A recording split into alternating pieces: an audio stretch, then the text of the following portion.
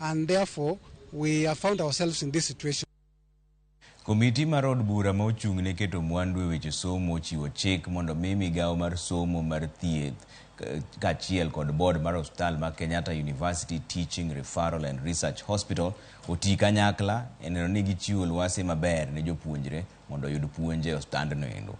Jopuonjre kaachiel kod jatelo mar mbalariany mar Kenyatta mane ochopo e nyim komitino oywak ni kata obedo ni gin ema negidhiro paro mar bedo kod osiptal osewitgi oko kendo ok omigi thuolo mar yudo sir kaka owinjore. But students of Kenyatta University, the medical students, have unfettered access to the university hospital. Madam CS, is that implementable? From the Ministry of Health, we have done our bit, which was the accreditation process.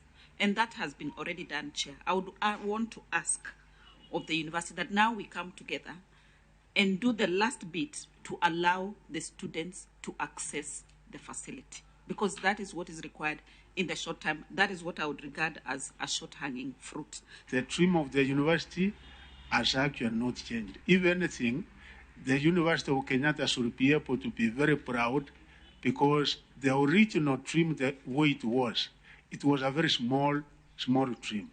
But the way it has become now, it has gone beyond the original dream.